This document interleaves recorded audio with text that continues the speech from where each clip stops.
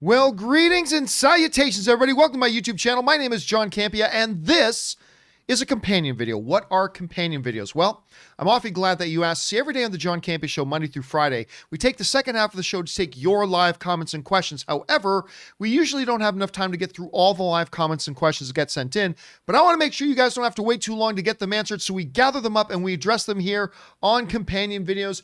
And joining me as normal for this companion video is Kimberly Curran. Kimberly, how you doing? Hey guys, I'm doing great. I'm on cloud nine.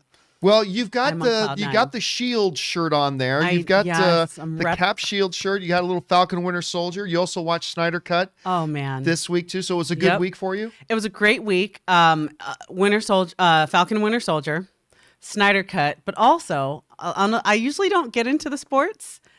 I don't know if you know this. I am a Golden Eagle. Oh, I did not know that. And I am. It's my Alma almost, because I didn't graduate. Almost, I like that. But I still claim them. And for the first time since 1974, we had an NCAA win. So go gold and blue. Super excited about that. And there were a lot of upsets. There were a lot of upsets. There were a lot of upsets. Yeah. It's been interesting. Yeah, I'm loving March Madness right now. But yeah, the Snyder Cut. Falcon and Winter Soldier, as my nephew would say. It was a good day to be a fan of just about anything. Great day to be alive. But you know what, guys? It's our day to get to your comments and questions you guys have been sending in. So let's not waste any time and get right to it. Kimberly, what are we starting off with? All right, this is coming from Steven. Thoughts on Superman's fight scene versus Steppenwolf in Zack Snyder Justice League. I personally loved it. It's one of my all-time favorite moments. Not better than the first fight in Man of Steel, but better than any Superman moment from Batman v Superman. I love the Man of Steel flight score mixed in as well. Yeah, they did a lot of good stuff with the score. I said this before, I will say it again. The moment, because you guys know I'm a Superman guy, the moment that Superman slides in and doesn't even block Steppenwolf's axe, he just lets it hit him, smiles at him, and says, "I'm not impressed." That is it's officially my favorite moment in any DCEU movie. I mean, it's just, I lost my mind. They clearly painted the picture. Like in the theatrical version, they made it look like Superman could handle Steppenwolf by himself. In this, it wasn't even like it was a full-grown heavyweight UFC fighter against a toddler, which is what the Superman should do. And it was my favorite moment in any DCU film of all time. All right, what's next? This is coming from Mohammed. He says, binged WandaVision before this, so I was already pumped. I saw the picture of the guy Bucky killed, and my heart sank when I made the connection. Using the therapist to introduce his issues was smart. I actually loved it. You know, thinking about Falcon Winter Soldier, it starts off, Rob and I were talking about this, with this incredible action sequence that is purely cinematic in all aspects. It was incredible. So dope. But it wasn't even the best part. The best part was when they actually get into the characters. Yes. Sam dealing with the issues of what happens now that I'm back. Bucky dealing with the fact that, sorry, he's been used for a century as an assassin and killer. He basically had no life of his own, no mind of his own. Social. And having to deal with that. And I am so good normally at picking up on where they're going with something. Yeah. I did not with the Japanese guy's son. Until he went to his door, he opened the door, and you saw the shrine with the kid's picture. I was like, they did it again. Marvel has done it again. With the Disney Plus stuff, they crushed it with WandaVision, and I'm like, instantly, I'm hooked. How did you react when you saw that scene? Oh, and that thing my heart sunk because it was funny because his for any New Girl fans, his relationship with the man was similar to Nick and Tran on New Girl. Yes, it was. Yep. That random friend and who never spoke English. Their friendship right off the bat when he came up to him by the garbage and he was like, dude, like, what's wrong? I was like, this sweet friendship is so sweet because if you think about it, they're almost the same age. Not quite. Bucky's 20 years older probably than this gentleman, but they're probably around the same age. So that's why his buddy is an older man instead of like, hey, bro, another 30-year-old guy or whatever he looks like. But I was like, no, not again. Oh, yeah. No, the guilt factor. It was so good. All right, what's next? Mohammed says, hope that the discount Captain America at the end is Homelander type of evil. Yeah, Walmart Captain America at the end there with the incredibly punchable face. Who turns out it's Kurt Russell's son. Yeah, Wyatt, right? Yeah. Wyatt Russell, yeah. And like I said, during the first time I was doing the show, like I'm sure he's totally super handsome dude underneath the mask, but the way the mask was framed in his face. You just want to hit him in the face. Did you see the memes about people putting up, I'm forgetting the main character's name from Up, but the old man. The old man, yeah. Did you see the memes they made of the old man with the Captain America mask on beside that? It's like, it's totally the same guy. No. I gotta see if I can look that up. Ouch. But I mean, if they stick to what they do in the comics, yes, we're looking at an ideological villain. I call it that, an ideological villain, not an ideal villain, an ideological villain. But they may not stick with that. Who, for all we know, he could turn out to be a guy who teams up with Bucky and Sam. I mean, we just don't know. Let's see where they go. But they could very well end up making him a villain. All right, what's next? Rob Tari says, hey, John, curious to know your thoughts. Disney owns ABC, Universal, owns NBC, and Paramount owns CBS. Do you think the networks will just become part of the streaming services? Or if not, how long do you think they will stay on TV? Just to clarify here, Universal does not own NBC. Comcast owns Universal and Comcast owns NBC. I know they're still all under the same umbrella, but it is an important point of distinction. All right. It is inevitable. It's inevitable. At some point, Disney is going to take all of ABC stuff at some point, and it's going to be folded into the streaming strategy. At some point, Comcast is just going to take everything that is NBC and make it part of streaming, and so on and so forth. The whole notion, if you are a company like Comcast, you think we can completely cut out cable companies, we have to completely cut out the age-old necessity to go out and find sponsors, to buy the commercial breaks and all that kind of stuff. We can be free of all of that and just have more content to add to the streaming strategy. Now, listen, I'm not saying it's going to happen overnight. I'm not saying it's going to happen in the next 12 to 24 months, but I 100% believe that's where this is going. That at some point, all this broadcast stuff is going to be folded into streaming. And listen, I'll go even further. I'll say by 2027, I don't think there is broadcast TV anymore. I think by 2027, there isn't broadcast TV anymore. I could be way off on that. I'm just pulling that out of my ass, but that's kind of where I think it's going. All right, what's next? War Doctor 10 says, hi, John and crew. What is your favorite animated classic Disney film? Mine is a tie between Peter Pan, Jungle Book, and Sword in the Stone. Thoughts? I don't know. I've never really think about it in terms of the classics only. Like, yeah, my all-time favorite animated film is Lion King. That's my all-time favorite animated film. Right up there are also films like Aladdin and Beauty and the Beast, first animated film ever to be nominated for Best Picture at the Academy Awards. But when I go back to the older classics, I never really think of it in those terms. Do you have one that's like an older classic you go back to? That's your Little favorite? Mermaid. The Little Mermaid is my favorite classic. Is that considered classic, or is that whole Little Mermaid, Lion King thing a different era that we're talking about, like Snow White and the Seven Dwarfs kind of era? Oh, we're going back 50 years. Oh, yeah. See, I never think of it in those terms. You know what? He's I'd love mentioning to Peter see Pan and Jungle Book. A breakdown, because I mean, I consider my new one, Tangled, is like my favorite of Tangled's wonderful. Of the new ones. Love Zachary Levi and Mandy Moore's voices. Oh my gosh. But yeah, you're right, because there's total different eras. Yeah. Yeah, and that's the great thing about Disney. There's the golden era. There's the new mod. I mean, I haven't really thought of it in those. That is interesting. I like all the films that that War Doctor is mentioning here. Peter Pan, Jungle Book, Sword. I have always loved Jungle Book. I've always loved Jungle Book. So for now, I'll say Jungle Book, but I reserve the right to change my answer a little bit later once I've thought about it more. Okay, what's next? Dark Knight Rises says, hey, John, Day-Lewis, Nicholson, and Walter Brennan are the only male actors with 3 Oscars. If Gary Oldman wins for Mank, that would put him at 2. I could see him potentially earning a 3rd and 4th, making a case overtaking DL as GOAT in his life. No. So look, make no mistake about it. I love Gary Oldman. Before he won his first Academy Award playing Winston Churchill, I said Gary Oldman is the most talented actor in the world who does not have an Oscar on his mantle. And then they took care of that problem, and he won it playing Churchill. And he may even very well get one again for playing Meg. I love Gary Oldman. I've been singing the praises of Gary Oldman my entire career. Gary Oldman is not Daniel Day-Lewis. It doesn't matter, even if he gets a third and a fourth Oscar, which right now he's got one, so let's not get ahead of ourselves. But even if he does manage to get a second or a third or a fourth Oscar, there's no comparison. Daniel Day-Lewis is the greatest actor of all time. He is the Bret Hart of acting. He is the best there is, best there was, best there ever will be.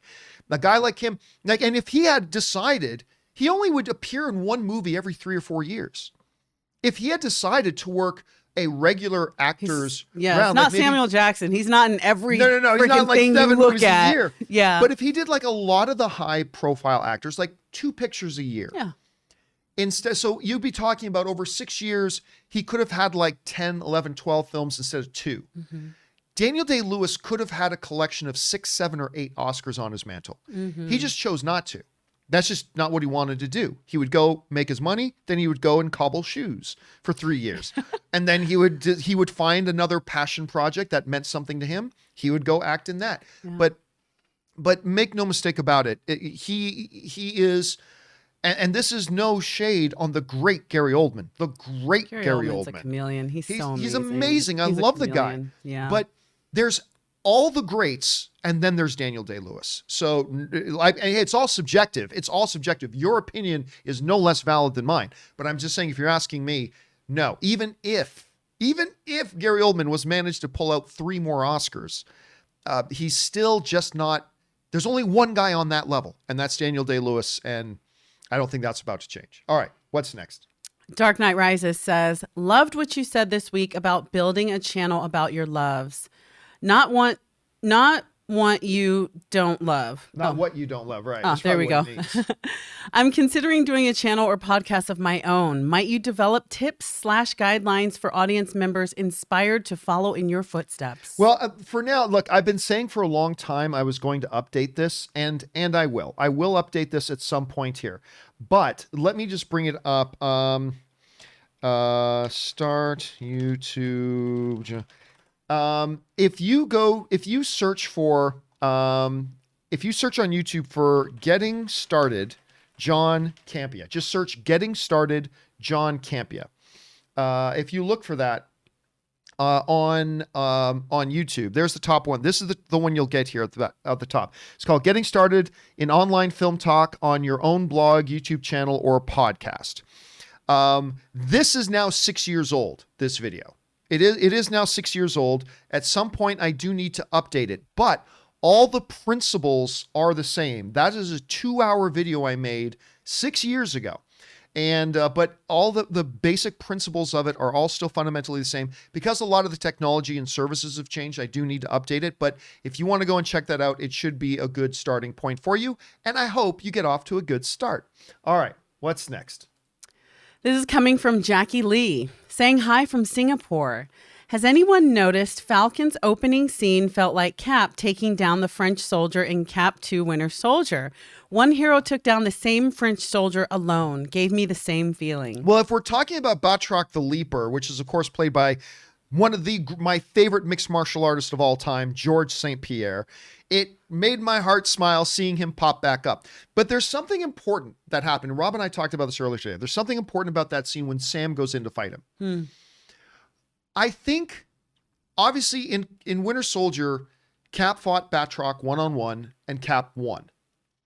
Here, Sam fights Batroc one-on-one. Without the shield, by the way. Threw that. Yeah, and threw without it the down shield. And come get these hands. Yep. Sam fought him with the wings and lost. Yes, he did. And I think there's a great point there that Marvel is making, which is saying, we're not saying Sam is Steve Rogers. Yeah. You know, we're not magically saying that he suddenly has become, just because Cap handed him a shield, doesn't mean he's magically one of the world's greatest hand-to-hand combat artists, as Batroc is supposed to be. And they're saying Sam is great, Falcon is great in his way, but we're not saying he's Steve Rogers. We're not saying he's Captain Steve Rogers. And I thought that was really good, that they choreographed a way that he lost a fight that Cap won, but he still won the day. Yeah. At the end of it. And murdered a lot of people doing it. He murdered several people doing it. A lot of guys didn't make it out of that scenario alive. Right? But I mean, but I thought that was great, and I did enjoy that. But it's his spirit. He kept. Yes. Here's the thing. He did get beat, but and Cap and Falcon, they both have that spirit of never giving up. Yeah. But what you love is he doesn't have the same power of Captain America, but he's not giving up. He finds a brighter way. He's like, okay, how can I do this? All right, go through that plane, and I'm just gonna get this boy. Like, his spirit is strong like Cap. And so that's something I think is very similar. I agree. Yeah. All right, what's next?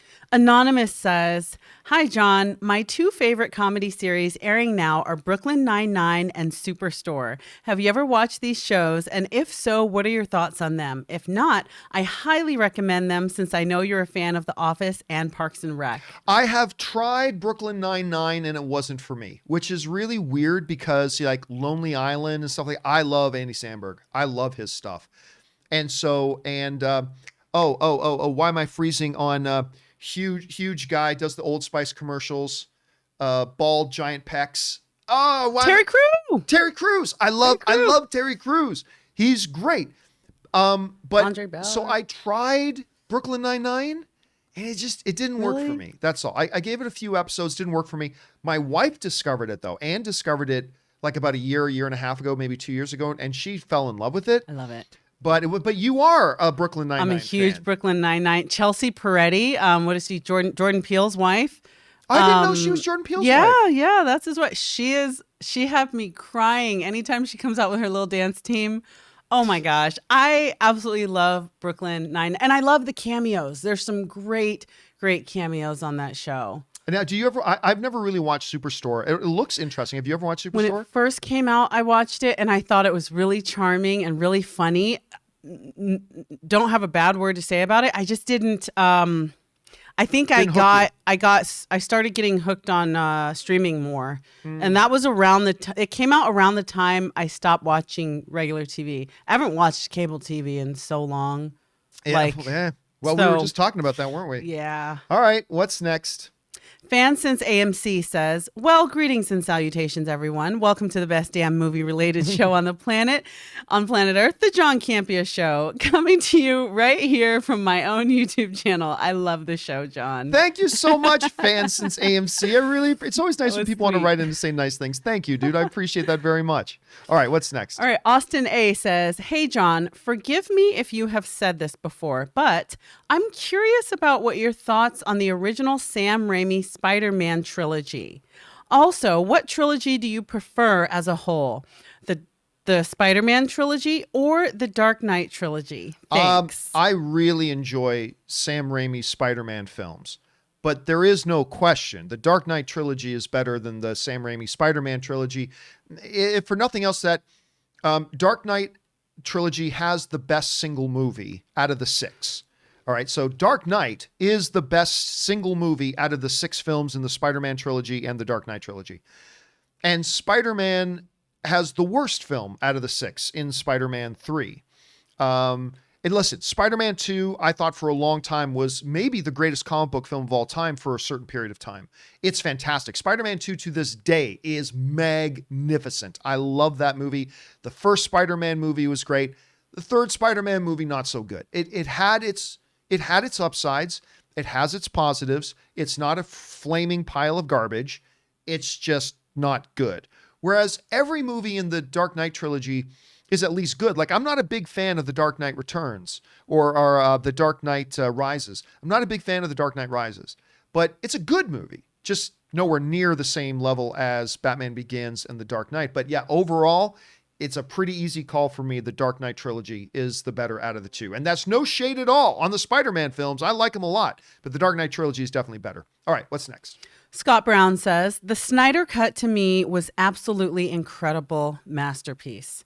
Compared to the pile of shit we got with the Whedon version, I've never been more disappointed in anything than I was with that movie. So the Snyder Cut filled a piece of my fandom soul that needed. Yeah, I mean, the funny thing about it is that if you wrote out a 2-page plot synopsis, like a 2-page outline of both the theatrical version and the Snyder version, they're word for word identical. They're completely the same. The difference is Warner Brothers inexplicably, and I never realized how big of an issue this was until Snyder Cut came out. What Warner Brothers had done to the film, I just have no idea why. If you didn't like the film Snyder submitted to you, which is fine, it's your property. It doesn't belong to Snyder. It's Warner Brothers property. If you don't like what they submitted to you, make something different. But instead, they said, here's what we want. Cut it in half. Somehow make it, and listen, I don't think Snyder Cut should have been 4 hours either. I think it should have been a little shorter than that, but still, cut it in half. Film extra stuff to make the half kind of make sense and add more humor. So I just don't understand what the whole... I don't get the like, facelift. I always assumed that if you were going to do this theatrical cut, you would change it significantly. You would at least change something about the story from what Zack Snyder already handed to you. If all you wanted was something shorter or something a little bit shorter, then just, I don't know. I understand. No studio ever is going to release a 4-hour-long cut of a movie. Yeah. No one's going to go see that. I understand that. But guess what? You can put out a 3-hour movie. Trash. Yeah, you can put out a 3-hour movie. You can even put out a 3-hour and 20-minute movie. If you weren't going to change anything about the story, what was the use of bringing in a different director? Why not just pare it down? I have no idea what was going on, because by taking out a full 2 hours, they took out, I've been talking a lot about the scene with Cyborg and the waitress. Yeah. This one scene embodies everything that's different about the theatrical cut from what the Snyder Cut was. And that is, in that one scene, it gave us the benefit of extra time. It means you can flesh out characters more, and you can flesh out your narrative context more. Yeah. You cannot underestimate how big of a deal those two things are.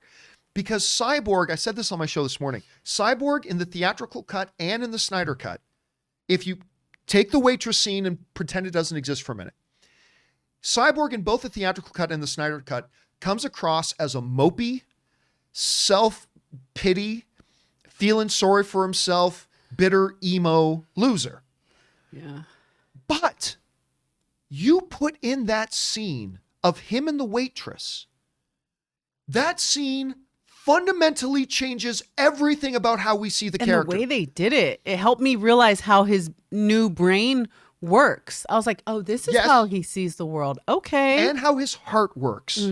Because now, after I saw that scene, and then we saw all the other Cyborg scenes where before he comes across as a self-pity, woe is me, life sucks. Now you don't see it that way. Now you see it, this guy's got the heart of a hero who is in pain. Yeah. This guy is a good man who is struggling to figure out how to live with this new reality he lives in. And like, it changed everything about how we as an audience perceived. Yeah. And that is what that extra, so like I tell people, the only difference between the theatrical cut and the Snyder Cut is that it's 2 hours longer. But then people stop listening, because I say that being longer gives two major ramifications. One, it fleshes out the characters more, which completely changes our perception of them. And two, it fleshes out the context of the narrative, which changes our understanding of the story. Yeah. You do those two things, it turns a mediocre movie into a great movie. It turns a bad movie into a decent movie. It's just, you cannot underestimate that difference. And it just, after seeing the Snyder Cut, it just made me very, very bewildered about what they were doing with the theatrical cut. I don't understand. Yeah. And even when his dad died, What's that? Even when his dad died, it made me remember he's a kid. He was in high school. Yeah. He was maybe freshman college Like age. having that arc of his dad die. And I was like, oh, I will say this. He's a kid. He's got the heart. He's just a teen, man. I will say this. Understanding earlier in the movie, they showed that they were able to superheat the core of the mother box without having to be in some glass encased room. Remember, when they first tested it, they were just out in the open. Here, we can turn on. why the dad had to close himself off in that room where the lasers bounced around a million times and he died. I'm like, why couldn't he have just turned on the laser and walked away? Why did he have to? It's not like he was keeping Steppenwolf out through the glass wall. When he did that and the door, and he's like, rushes to press the button, and then the door goes. Oh, I know. I was like, what's your goal, man? What do you think you're doing? I never got that, but whatever. I It's all laughed good. out loud. I was like, oh, honey, that door's too slow.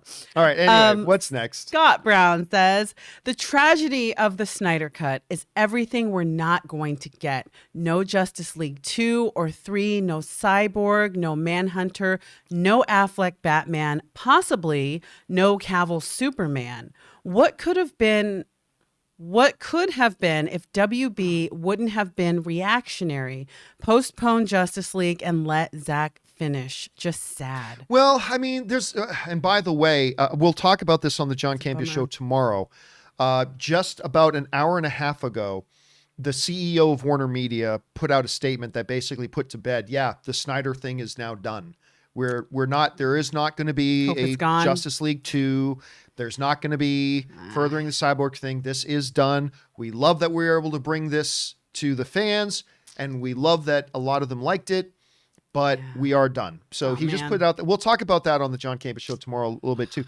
Also, you got to remember though, and this is, everybody's got a very short-term memory. Everybody's got a very, very short-term memory.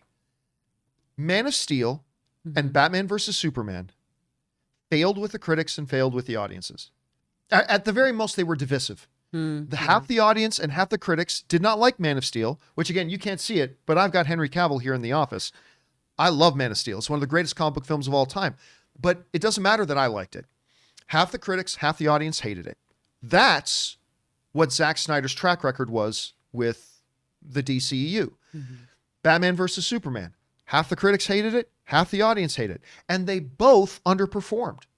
They shouldn't have. They shouldn't have underperformed. Yeah. I thought more people should have liked them. But this is a business. But they did. So everybody's now just thinking is looking through the world with rose-colored glasses and just being very, very short-term memory. The reality is Warner Brothers has done this dance with Snyder. They weren't getting the results they wanted. And the definition of insanity is repeating the same thing and expecting different results. Yeah.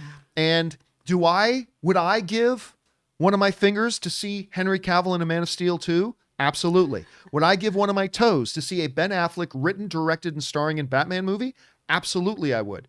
But I mean, again, we can't be completely short-sighted about this. You got to look at it the way Warner Brothers looks at it, and how they screwed up the first place. I don't know, but it is what it is. It is what it is. Anyway, but yeah, it is unfortunate that we get no more. And by the way, we still may see Cavill.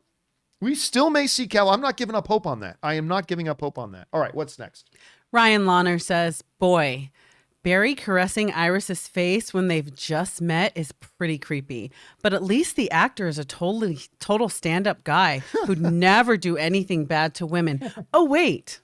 Seriously, Snyder? What the hell? I got to say, and by the way, he hadn't just met Iris. He hadn't even met Iris yet. Oh, yeah, they just exchanged glances. Yeah, just saw each other through when they're cool. And then in the midst of saving her, he decided he wanted to stop and do this little caressing of her face. He puts the lipstick on. I'm sorry, that's creepy as fuck. It was creepy. That was creepy. It was creepy. I cannot touch her face and just save her life. I know it's supposed to be sweet and everything, but no.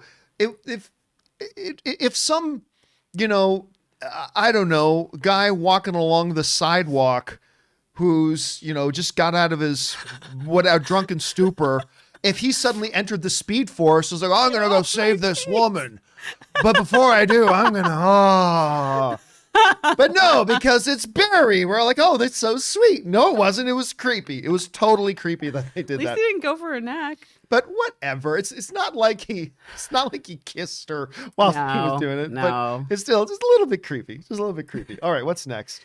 Teddy D says, hi, John. I'm a big fan of Three Kingdoms, period, in Chinese history. I just rewatched John Woo's Red Cliff. Love Red Cliff. And was reminded about the Dynasty Warriors adaptation that was announced in 2017. Any update on the DW movie? Are you a fan of that period too? I am a sucker for all those movies that happen in that time period. I just love the setting. I love the setting. I will tell you, I've heard nothing. I've heard not a thing, not an ounce, not a word. And honestly, even pre-COVID, I can't remember the last time I heard anything about the project. Even pre-COVID, I can't recall anything. So once we do hear anything, Teddy, we'll talk about it. But for right now, and maybe there's been stuff out there that's gone under my radar and I've missed. But for now, I wonder if they're rethinking things since streaming is, with the evolution of streaming. I don't know. Who knows? Could be. Or look, the reality is this too.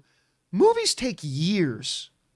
Like a lot of times by the time we hear, hey guys, this movie's just gone in production, years have actually gone into it before we ever heard a thing. And so these processes can take a long time. Then of course we lost an entire year with COVID. So I wouldn't give up on it yet. I'm just saying right now, don't really know where we're at. All right, what's next? Blake says, liked Falcon and Winter Soldier a lot, but I have to be honest. From the date scene with Bucky and his black gloved hand on, all I could think about was what a green lightsaber would look like in it. Alas, my Star Wars brain. I did like it a lot, though. I'll tell you what, I loved that scene on the date. The date was so, first of all, the fact that he showed up with flowers. The fact that he showed up with flowers. It's like, well, that's an old-fashioned thing to do. So he shows up with that. And then she's like, how old are you? Okay, this was where Sebastian Stan shined. Because when she says, how old are you? And he says, 106. And she laughs and he's like, eh. Just his facial reaction to that was amazing. Let me ask you something, though. Yeah. Do you think, because the reality, I know he looks 41, whatever. Mm-hmm. I know he looks that, mm-hmm. but he is a 106-year-old man. Mm-hmm. If you're going on a date with the girl, do you think he has some responsibility to divulge that information? It's like, hey, my skin may be tight, but I am 106 years old, just so you know. Like, I don't know. Is it akin to being married and showing up to a date and not revealing that you're married? I don't know. How do you see that? You're a young woman. You're on a date with a guy. Do you want to know if he's 110 years old? I'm on a date with a guy that has Benjamin Button syndrome. I think it would be nice if he touched on it a little bit, but it wouldn't be a deal breaker. I do like that there's subtle hints of it because you forget. You're watching Winter Soldier do all this stuff. You forget he's as old as Cap. Yeah. But what I notice is in therapy, because nowadays we're more talking about our emotional intelligence and how we feel. And when he denies that he had a nightmare, it's not just because he's proud. It's because in that era, you don't talk about your feelings. Yeah. I'm not going to share that with you. So in terms of communicating with the young lady, I think it does need to come up because in terms of how forward we are now with things and, his mindset of like, cool, so we're going to get married and you're going to just like bake pies and raise kids, right? Like we're going to need to talk a little about where you come from, buddy. All right. That's a good perspective. All right. What's next? This is coming from Mr. Anonymous. John and crew, please keep scrolling. This will take some time. I'm attending classes at the New York Film Academy in LA. Was always my dream to go there and show off those who made fun of me in middle school, high school, and the military, but it's not been fun. I am being charged full tuition, $100K over 3 years. Whoa. That does not include regulating permit fees, workers' comp, and equipment insurance that the school owner, I know, wrong. They did not tell me about these things. Please keep scrolling. I am scrolling. They asked if I had questions, but I did not know. I'm hurt and disappointed because the teachers and equipment is awesome, but the world needs to spread to prevent this from happening to anyone else. Please keep scrolling up. To shoot in a park like Balboa or Lincoln in Burbank/LA, it's $200 an hour. Griffith Park is $38 an hour. That's if you're getting a student discount. For a park ranger, minimum plus $75 extra for their travel, plus $25 permit if not for COVID. Is what I'm thinking is saying. Right. It's $600. Go up. Last page. Now I'm going to Full Sail University in Florida.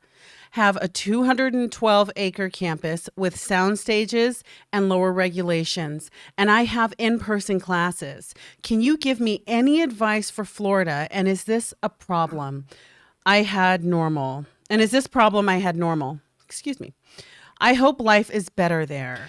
Is that it? Okay, that's it. Listen, I remember when I moved to Los Angeles for the very first time, I got an apartment right on Sunset Boulevard, right in Hollywood on Sunset Boulevard in a place called the Poinsettia Apartments. Have you ever watched Entourage? Yes. So in Entourage, in the opening credits, they drive by the Cinerama Dome, and they in the opening credits, as they're driving down Sunset Boulevard, they show the Cinerama Dome. They also show this flashing lights place. It's called the Seventh Veil Strip Club. And it's right there on Sunset, right in Hollywood. And my apartment, the Poinsettia Apartments, was right across the street. As you looked out my bedroom window, you could see the flashing lights of the Seventh Veil Strip Club. It was like a circus calling to children, but it was there and all that kind of stuff. But the point is, right up the street, I could walk to the ArcLight Cinemas and the Cinerama Dome. Oh, nice. And right across the street from that was the LA Film School. And I knew of a lot of people that were going to that and all kind of stuff. Actually, I know a director friend of mine you would know his name. He's pretty, not like Spielberg level, but he's pretty successful in the business. And, he went there. The cost of education, and I say this as a Canadian, let me speak as a Canadian for a second. I don't understand. Oh, really? I like, first of all, different? How much it costs you to get healthcare here is crazy. And I'm not going to go political. I'm just letting you know, as a Canadian, I look at this stuff and go, what the hell? And the cost of the expense of education. But from what I understand, and I never did go to any of those institutions, you kind of get what you pay for. Again, I cannot speak to this firsthand. I have not been there. I've just known a couple of people who've done the LA Film School who say you really do get like top-notch training, education, contacts. Okay. You get the right, the return is further down the line. You get more return on it. I've heard nothing but good things about Full Sail University as well. Just to be clear, I've heard nothing but good things about Full Sail. But I've also heard that, you just get taken a little bit more seriously if you show up at a place and you've got LA Film School on your thing. Again, does that mean I think it's not unreasonable what is being charged, like $30,000 a year for tuition? Dang. Yeah, to me, that sounds ludicrous. That sounds absolutely insane. But if it gets you where you want to go, maybe. And if Full Sail gets you where you want to go that route too. But again, I am saying all of this as somebody who has never attended either Full Sail or LA Film School, Film Academy, whatever they call it. I have no firsthand experience. Yeah. Have you gone to either of those places? No, I have not. I did a film a few years ago. It was a student film. I'm new. I'm new in the industry here, and I was amazed. It was this program called Inner City Filmmakers. Okay. And it's made up of people in the industry that volunteer their time to give kids that could never afford this. Oh, wow. And there's Academy Award winning producers and cinematographers. And, if I listed the names, you'd be like, whoa. And they volunteer their time with these kids. When I went to their school, they had the best stuff. It's a nonprofit, so it's all donated. But these are kids who otherwise wouldn't have had an opportunity getting training from the best in the industry. That's and they would amazing. have guest speakers in their class that you would love to interview and, people would love to meet. And I was so glad that there was a program like this out there for kids in the inner city or underserved communities. And that's why I love nonprofits so much, because I didn't graduate and I owe almost $100,000. Right. That's crazy. So I feel you, man. It's, don't even start with me on student loans. This my name wife, is not Kimberly Curran. It's a different name. Don't find me. my wife has 4 degrees, 2 of which she's so badass, by the way. She is badass. Wow. But 2 of those came after we were married, and she was already carrying student debt. Yeah. And so it's like, yeah, I'm a little bit, how much does this cost? Oh my God. It's tough. It's crazy. tough. It's crazy. All right. What's next? Trickmaster says, "Hi, John. I wanted to ask you. I have heard rumors that since Disney now owns or obtained the rights to the Dragon Ball series, that they were going to make a reboot of Dragon Ball Z for Disney Plus. What do you think? Will this come true? First of all, I'm not even sure. Like, I know because Fox made Dragon Ball, everybody makes the assumption that Disney owns the rights. I'm not sure that, and I'm saying I don't know. I don't know that Fox ever actually owned the rights so much as maybe they were the distributor. I simply don't know because I don't care enough about that Dragon Ball Z movie that they did. But let's go on the assumption for a moment that Disney does have the rights to that. Well, look, we live right now in the midst of the streaming wars where original and exclusive content is going to become more and more valuable, especially recognizable IP. Do I see them taking a crack at Dragon Ball at some point? Yes. I don't know that they're itching to get to Dragon Ball, to be honest with you. When they look at the results, the box office results, it was this worldwide phenomenon, yet nobody went to go see the movie. Of course, the movie sucked, so that had something to do with it. But, I mean, nobody went to go give it a shot. I mean, even its opening weekend was terrible. So I don't know, and I'll say this too. When we were at CinemaCon, but this is prior to the pandemic, obviously. When we were at CinemaCon and Disney was giving their big presentation and talking about all these IPs they got as a result of the Fox acquisition, they never even mentioned Dragon Ball. They never even mentioned it. Like, not even in a text scroll. It was never mentioned. Now, again, that doesn't mean that they aren't working on something and maybe have something planned for the future. I think at some point they will give something a shot. Maybe it's going to be an animated thing on Disney Plus. I don't know. I don't even know if they have the rights to produce something. I don't know either, but I don't think they're itching to get at something right now. And maybe tomorrow they'll announce a new Dragon Ball movie for all we know. But for now, it just doesn't feel like they're really anxious to do a Dragon Ball thing. That's my only take right now. All right, what's next? Orange Hand says, you've said before that you can't make a good movie from a bad script, but can you make a good adaptation of a bad book? Absolutely you can, because the magic word is right there, adaptation. You can take a horrible book, put it in the hands of a good screenwriter, and they change it fundamentally to make it a good story, then yes. Yeah, you can listen, if you can make a great movie about Legos, it's all about, the screenwriter you have, take it and adapt a story. Plastic building blocks. Okay, you're making something up from scratch. A bad book. Fine. Make changes that you need to make to it to make it flow better and make it sing and then submit that. So yes, you absolutely can make a great movie out of a terrible book if you've got a gifted screenwriter who knows the art of adaptation. All right, what's next? Garden Variety Vagabond says, hey, John, because I love chaos and confusion, I want to plug a great British TV show called Kingdom. Yes, another of the same one? Name. It stars the amazing Stephen Fry as a solicitor, Peter Kingdom, in Market Shipborough, Norfolk. Just, a solicitor is a lawyer, just so for those of you know. That's what a solicitor is. I know. There are already 2 shows called Kingdom. There's the Korean zombie period piece, zombie one. Mm-hmm. And then there's the Frank Grillo MMA show Kingdom, both called Kingdom. I love Stephen Fry, but I have never heard of this one. Garden Variety, I've never heard of this one. I don't know. I might be kingdomed out. There's already 2 shows called Kingdom. I don't know how they're allowed to have a third, but I'll tell you what. I will keep my eyes open for it. All right, what's next?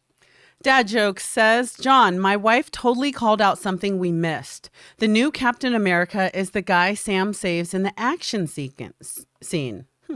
Also, too bad Sam gave away the Vibranium shield worth billions before finding out his family was broke. LOL. Bad timing, sis. Well, I mean, technically speaking, Sam didn't have a right to sell that shield. No. If you remember, that shield actually belongs to the government. It technically belongs to the government.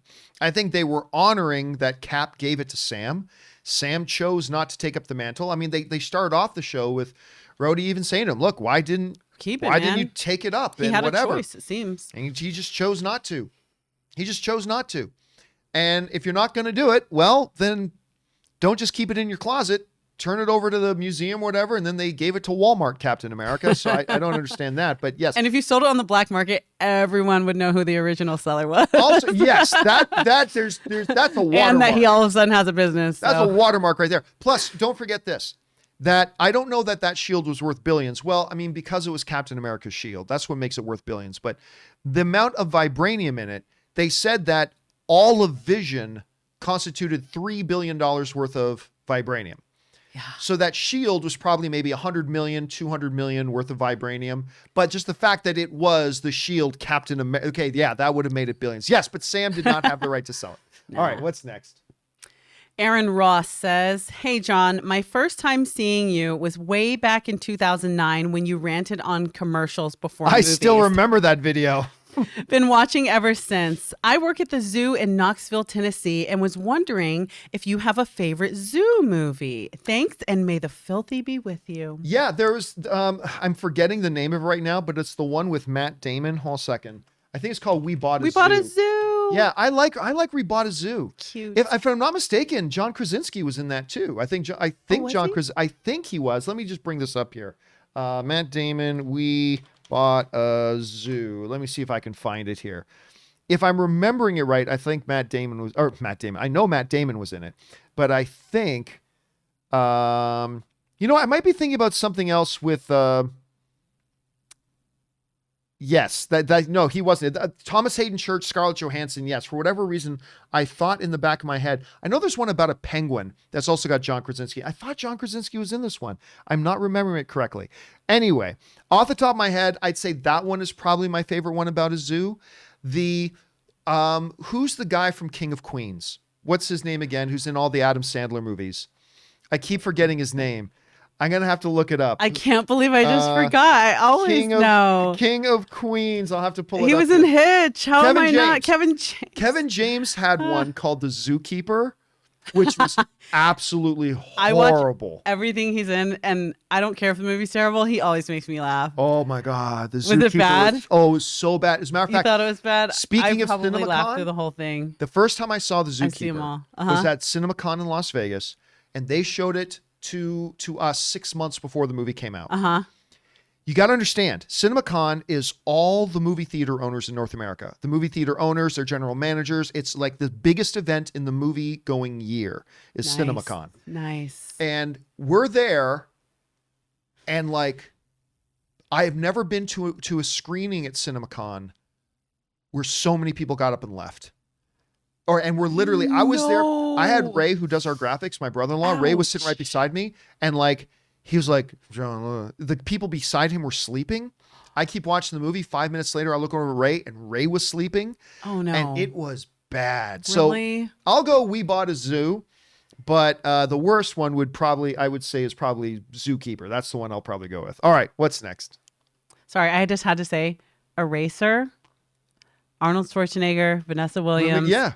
The zoo scene with alligators. I wouldn't call it I just had to shout that out. I wouldn't call it. It's not a movie. It's just a scene, but yeah. All right. What's next? Ryan Launer says, "I'd totally watch a sitcom about Steppenwolf just trying to live a normal life, but his outfit keeps getting caught on things." I got a job at the local high school. Damn it, there's yarn on me. Hey, do it. Make it. People will watch it. I'll watch that. I didn't even think Steppenwolf was all that good. I'll watch that thing. I'll watch it. All right, what's next? Oh, that's funny. Eugene Reviews says, "Hey, John, just recently saw Nomadland and am floored by Chloe Zhao's envisioning, but was intrigued to hear about her China comments. Did you hear of it? Thoughts/interpretations.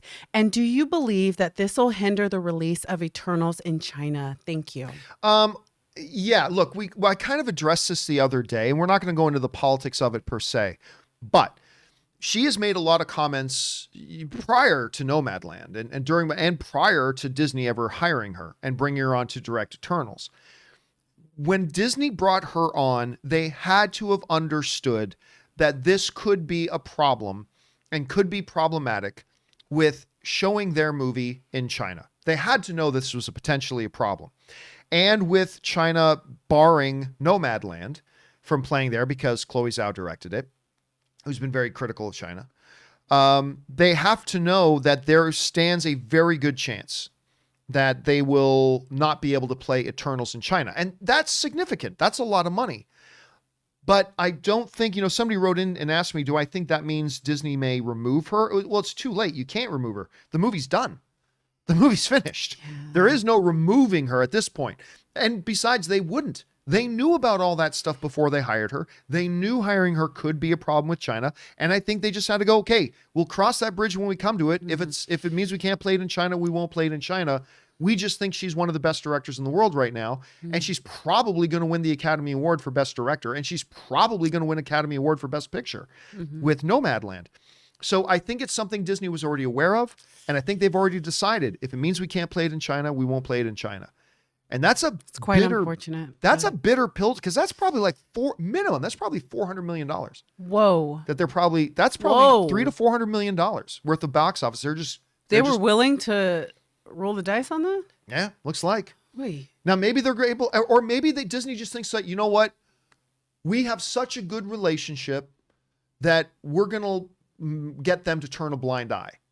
And if not, Eternals they don't. is going to be huge. It's going to be big. It's going to be big. It's not going to be like Endgame big, but it's going to be big. And oh, man. I just think they are prepared. I think they made the decision in advance. If we can't make it work, it won't work. And we'll just have to play it without China. So we'll see. We'll see what happens, though. We'll see what happens. Okay, what's next? Omar from the Bronx says, John, you tripped me out when you said that you were wondering why one of the ending Justice League scenes was in the movie. When you are watching films, are you in Campia critique mode or are you intaking the story for what it is? I'm always in the same mode. I watch movies and I evaluate movies as a fan and as a critic based on the experience it gives me. Like, movies are experiential events. And that's all I go in for. I go in to see what experience is this going to give me. Now, as a fan, as a movie fan, I look for things in movies to give me that experience. Is there coherence in what they're telling? Do the scenes need to be there? Is it just wasting time? Is it just there for fluff and for bloat? Or does it sing? Because the better it does that, the better experience it gives me as a viewer. And yeah, there were a couple of scenes. Now, for instance, the first time I watched the Snyder Cut, I was like, did that nightmare scene at the end with Batman and Joker, it was cool. It was very cool. But I remember thinking, that's my only critique. Did it need to be there? It was so odd. And I wonder if it was there because, with this, I don't know. I didn't check to see if there were any extras because I was so tired after watching 4 hours. But in terms of it being an experience and being on HBO Max, was that just a liberty taken saying, you know what, I get to put it all out there. I kind of know this doesn't fit, but I just want you guys to see it. Was that, I was lost. That was my thought at first. Like, I'm just like, okay, this did nothing for the movie. It's a very cool scene. I'm a big fan. I'm unlike most people. I know most people don't like Jared Leto's Joker. I do. And so I was very excited to hear he was going to be in this. But I was thinking the first time I watched it, this is kind of pointless to the movie. It doesn't actually enhance the movie. Yeah. What's the point? I later kind of changed my thought on it, though. And there were several reasons I've talked about before, but one of the reasons was this. The whole point of the Snyder Cut was for Zack Snyder to have a chance to show what his vision of it was going to be. And if you're going to do that, you also have to understand that he was planning on doing another Justice League as a sequel to this one. And that nightmare sequence was something that was going to feed into the following film. So it was always a scene like that. We all know that it was late. Zack Snyder never originally planned for Joker to be in that scene, so he obviously made some changes. But still, he had planned to have a post-credit scene hinting at the apocalyptic future. And even though we're not getting that other movie, if that was originally going to be in, then he should put it in. So I've kind of changed my mind on that one a little bit. But the Martian Manhunter scene was still completely pointless. I was Martian Manhunter showing up and lost at that. Do you ever know here? Did your mom ever tell you, like my mom told me, the story of the something about a mother hen making cookies, and a mother hen is about to make some cookies, and she goes to all of her chicks. And she goes, who's going to help me do the batter? She's like, no, not me, mother. We're busy. Who's going to help me, pour in the chips? No, not me, mother. We're busy. Who's going to help me do all these things? And then at the end of it, the cookies are done. And she says, who wants to help me eat the cookies? And all the chicks are, me, mother, me. And she goes, if you didn't have enough time before, It made me think of Martian Manhunter. It's like Martian Manhunter, after all the danger was done, after the fight had been fought, and all the bad guys are now done, Martian Manhunter shows up and goes, "Oh, hey, I'm a superhero. You can count on me. I'm here to help out." Fuck you! Where were you when the parademons and impersonating people? and where were you when Steppenwolf was hitting us with axes and all that kind of stuff? And now you're the little chick who says, "I'll help you eat the cookies." It's like, take off. I know. So I thought they could have done without the Martian Manhunter. That was just so random. It's so random, but it was so random. It was there. All right, what's next? This is coming from the Wakandan Forever. Hi, John. Us fans who tip are the program managers. I like the sound of that. LOL. You know, Wakanda has been learning music lately. I am working on the pentatonic scale and playing my first songs. What is your favorite movie soundtrack and score? I don't really think in terms often of soundtracks. There are a lot of movies that have great soundtracks and everything. I'm always more interested in the score, the actual original music that is composed by a composer and, all that kind of stuff. I mean, obviously anything by John Williams, the Star Wars music as a whole. But, I'd also have to point out, Shore's Lord of the Rings score is magic. Shore's Lord of the Rings score is absolute magic. And because every time I hear that music, I am frozen in time as my mind immediately is teleported to the Shire and is immediately teleported to Middle Earth. I am taken there immediately. And it also has kind of like John Williams' score for Jurassic Park. Like whenever you hear da da da da da, like you instantly everything freezes. Things get bigger for some reason. Yes. Your imagination goes, hello. Yeah, now John Williams with Star Wars, obvious. Anything by John Williams has made the most iconic things of all time. Every major tune you can hum from a movie was probably done by John Williams, whether it's Indiana Jones or Superman or Jurassic Park or Harry Potter or Star Wars or on and on and on. But I mean, I also got to say that score, when I think of scores, I pretty much go to that Lord of the Rings because it just takes me there. Do you have a particular score in a movie that really stands out to you that you think about a lot? Back to the Future.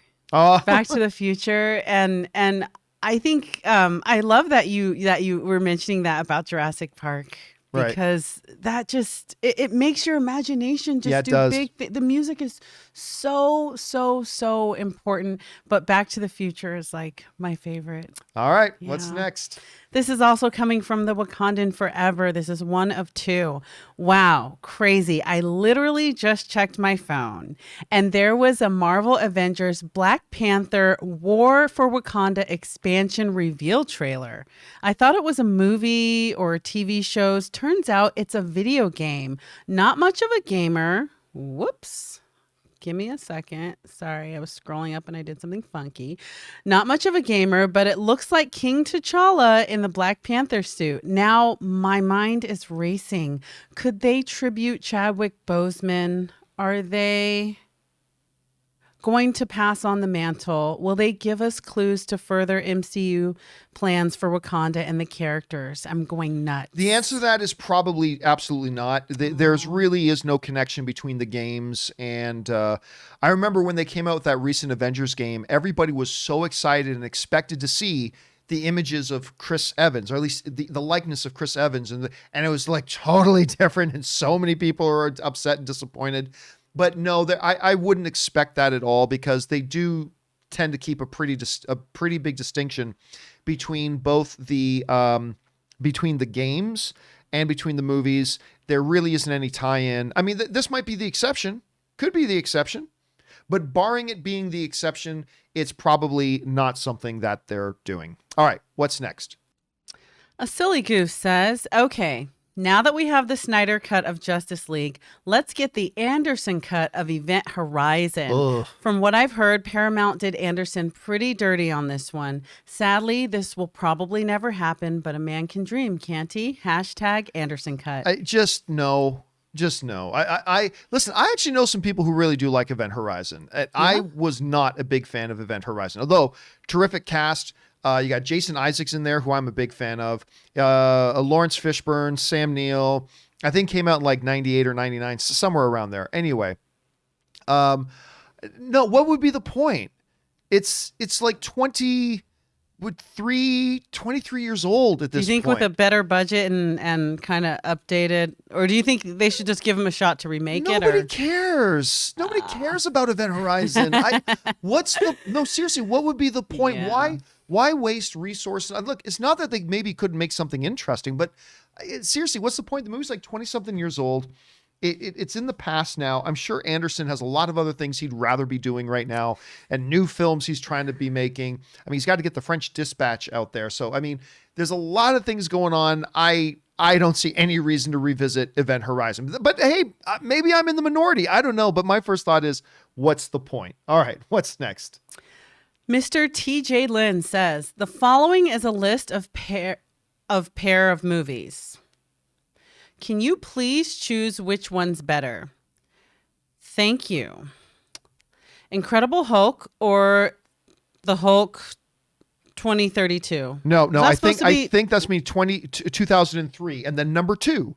So number 1, Incredible sorry, Hulk. the numbers are Incredible. I'll take that's easy. Incredible Hulk, easy. That's an easy one. What's the next one? Life of Pi or Slumdog Millionaire? Slumdog Millionaire. I like Life of Pi very much, but I prefer Slumdog Millionaire. Silver Linings Playbook or Argo? Argo, easily Argo. Taxi Driver or Goodfellas? Goodfellas. Also, again, those are all good, but Goodfellas, I got to give the edge on that one. All right, what's next? Also from Mr. TJ Lynn, which of the following non-franchise movies are you most anticipating? Steven Spielberg's West Side Story, Scorsese's Killers of the Flower Moon, or Eastwood's Cry Macho? That one is also easy for me. It's look, I love Steven Spielberg. I think he's the greatest filmmaker of all time. I have very little interest in West Side Story. I'm going to be honest with you. Like maybe I'll watch it and think it's the greatest thing ever, but for now I have very, very little interest in it. I am very interested in Cry Camacho, but for many reasons, I'm very excited about Killers of the Flower Moon. I've been looking for it. Obviously, you got Leo DiCaprio and Marty Scorsese working together again, but I also just found out something interesting. I was talking to my my accountant the other day. Okay. The guy who's the accountant for my company, Carson Drive Media, and his wife is going to be one of the stars of that movie. It's like she's an actress who's been like struggling, like everybody else, working in the business, like just really, really small stuff. And then she landed this role. I guess She gives me hope. three of the primary characters are these 3 Native American sisters, and she plays one of them. You go, girl. Mhm. Yes. I was so excited for my accountant. I almost forgot what me and my accountant Girl, were talking I don't about. know you, but you go. Yeah, Good I was for you. so excited for his family. It was Good really, for really him. cool to hear. So, but yes, but And, even to, aside and from that, Scorsese? working with Scorsese and DiCaprio and all that kind of stuff. Good for them. So even without that, Wow. the one I would most be looking forward to is Killers of the Flower Moon. All right, what's next? The Wakandan Forever says, I would never call wrestling fake. I will call it scripted, just like any movie, TV show, or stage play. When did you realize sports entertainment was predetermined? P.S. I have been a WWE fan since I was a kid. Even as an adult man, I have to defend it. It's theater. I mean, that's professional wrestling is what soap operas are to many people. That's what professional wrestling is to a lot of other people. And the reason I still watch, like, I hardly ever watch wrestling anymore. I watched it a lot when I was younger, but I hardly ever watch it anymore. But I'll still watch, SummerSlam. I'll still watch WrestleMania. I'll still watch the big ones. And one of the reasons is because scripted, yes, the athletic prowess of these performers is insane. I can appreciate that. It is insane what these guys are able to, these men and women who are able, because it used to be like, we're a long ways removed from the days of Wendy Richter and the Fabulous Moolah. The female wrestlers today, insane. The male wrestlers today, insane. What they are physically able to do is performance art. It's nothing short of performance art. And yeah, a lot of people still get into the scripted drama of it and all that kind of stuff. Like, again, I don't watch it anywhere near like I used to, but I'll still watch those big events because I still appreciate that stuff. And I was pretty young when I realized, JYD, Junkyard Dog, doing that. And I started realizing too, like Tito Santana, who was like my favorite wrestler growing up, doing the figure 4. I mean, you can sort of see it coming from a million miles away. Why wouldn't a guy just not let his legs fly out there like that for Tito to put the figure 4 on him? But whatever. I realized pretty early that it was performance art, but it is performance art. It's absolutely performance art. Anyway, that's just my take on it. Okay, what's next? Mr. TJ Lynn says, you started your career as a movie pundit years ago, and I noticed you enjoy reading and answering viewers' mail as a part of your show, that you continue until today. What is it about reading and answering viewers' mail that you find enjoyable? Thank you. It's the whole thing that I love about being a film fan. It's talking to other film fans. I mean, that's why I like it. That's why, like, we don't need, even the main topics on the John Campea Show, we don't need to take viewer emails about that. I just like taking in viewer emails about that because it just feels to me more like a conversation. What the most fun thing about being a film fan is talking about movies with other film fans. And so that's why even our main topics, which are submitted, let me bring this up in case you don't know, if you ever come across a big topic, issue, or story, and you think we should have it as a main topic on the John Campea Show, just go anytime to www.thejohncampeashow.com/contact. You're going to get there and there's a form. You fill out the form. It's totally free. It's not like submitting one of the tip questions. It's totally free to send this in. And you have about a 1 in 100 chance of your topic being selected, but still, that's where we pick our main topics from, is from there, because I just like the interaction. I think it's just, I like it being a two-way conversation, and that's what I want the show to feel like, is like a two-way conversation. And so I've always enjoyed it. I've always had fun with it. And that's why we continue to do it, and we always will. Anyway, thanks for asking that, TJ. All right, what's next? The Wakandan Forever says, favorite WWE supernatural characters? 1, Undertaker. 2, Goldust. Well, I mean, we can end it right there. It's Undertaker. It's Undertaker. I mean, it's absolutely Undertaker. Undertaker, the dead man from Death Valley, finally retired after being a performer for like 30 years or 30 plus years at the highest of levels. By the way, if you guys ever get a chance, you don't have to be a wrestling fan. The WWE Network, and you might be able to find it on Peacock now, did a documentary series, I think it was a 4 or 5-parter, on the last couple of years, the final few years of The Undertaker's career. And it is fascinating. And if you want to get a sense of what these guys go through and things like that, and you want to look at it from the perspective of the guy who's been at the top of the top for decades, I think it's called The Last Ride, which used to be the name of Undertaker's finishing move, was called The Last Ride. Oh, really? But the name of the documentary is The Last Ride, chronicling his last few years. I want to see that. Being a professional wrestler. And it is, you don't have to be a wrestling fan. This is the coolest thing about it. You do not have to be a wrestling fan. It is fascinating. Absolutely fascinating. So if you get a chance, do check that out. All right, what's next? This is coming from the Wakandan Forever. Movies in 20 minutes. My most requested film for you to do, The Meteor Man. Not going to happen. Oh. It's great. It's a film that I feel a lot of viewers watching have never seen.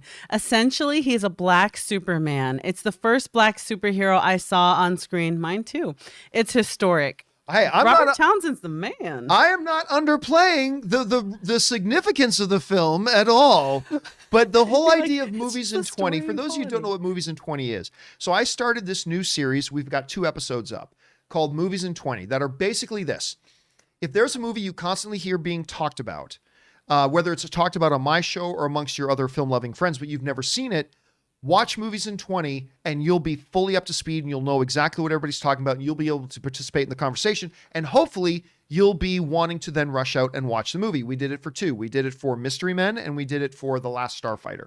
I saw The Mystery Men. I love Mystery Men. Really good. And I was so encouraged that after we did the Mystery Men one, how many of you guys wrote in and said, as soon as the video was done, I went out and watched the original Mystery Men. That's exactly what I want to have happen. So the next one up, by the way, which is coming this week, is going to be Gladiator. That's going to be the next one that we do. And so it can't just, it's also got to be a movie I like. And I don't know a lot of people that really like Meteor Man. I love Meteor Man. It's 90s awful, though. Yes, it is is 90s. It's all the worst of the 90s. Yeah, so and again, I'm not downplaying the significance of the film. I'm just saying it's not really one that meets the criteria. of this one. So next one up is probably going to be Gladiator, and then we'll go on from there. Anyway, thanks for asking though, man. All right, what's next? The Wakandan Forever says they did Falcon dirty. Can you imagine? Hey, Soups, thanks for saving the world, but this ain't no charity shop. If you need money, go get a real job. Unreal. I never in my life believed Batman could take Superman, but Bruce could buy Clark 10 times over. Oh, I think you mean 10,000 times over. Bruce could buy Clark 10,000 times over. But you know what? That was part that in that scene where they get turned down, right? I loved it. It was so practical. When they walked out, the sister and Sam is bewildered, as a lot of us fans would have been. He was bewildered. And the sister said something that I thought was really insightful. She looked at Sam and said, "It's not their job to help us." And I remember thinking that's amazing. Now, it also speaks, I think, to Sam's pride. Because I bet dollars to dimes if he got on the phone with Pepper, formerly Pepper Potts, now I guess Pepper Stark. I don't know whether she took Tony's last name or not, or Happy Gilmore, and said, Happy Gilmore. Yeah, Adam Sandler. He gets on the phone with Happy Hogan, gets on the phone with Happy Hogan and said, "Listen, I'm going to lose my house. I'm going to lose my family's boat." Yeah. I'm sure they would help. But I don't think his sister would allow that. And I don't think he wants to do that. And there's something very viscerally real about that. Because I know a lot of people who would just be too proud to do something like that. Mm-hmm. And, because the sister's attitude seems to be, I can take care of us by selling the boat.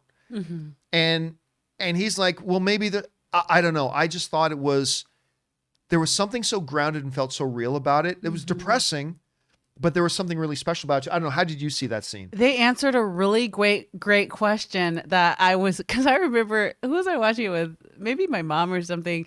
I'd watched Endgame for the umpteenth time. She goes, "So do they get a bonus when they kill an alien?"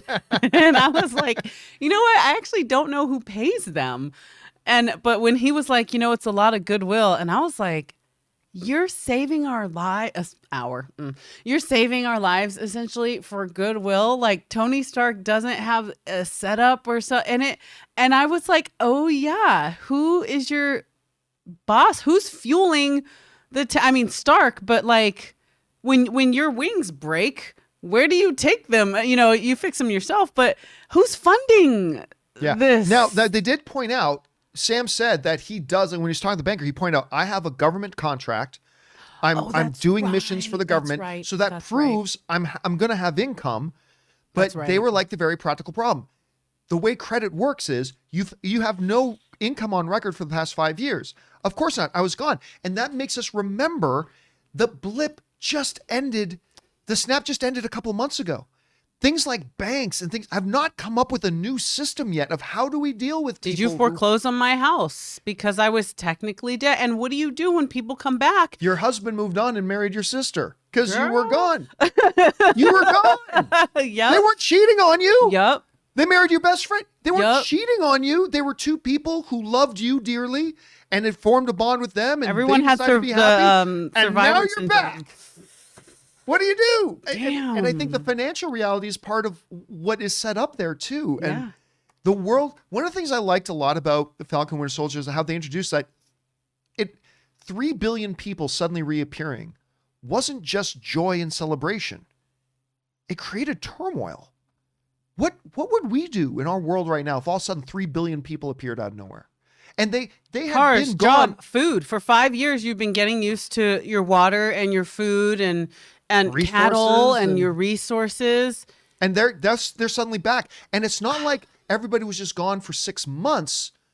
They were gone for 5 years. The world adjusted, and now 3 billion people appear. And of course, everybody's happy, except for the bad guys, of course. Everybody's happy, but it created turmoil. And the banking institutions would be one of those things that's still trying to. You wouldn't even have enough appointments. Hey, I want to refi my house. I've been gone. You would be like, you and 6,000 other people just in this city alone are trying to make an appointment with me. I like that. The Stones are gone. Obviously, we're done with that. But I like that they're continuing to tell the story of, there was a blip, and what does the world look like? I like that they're giving us answers about the practical parts of that. I agree. All right, what's next? Ryan Launer says, is Captain America on the moon?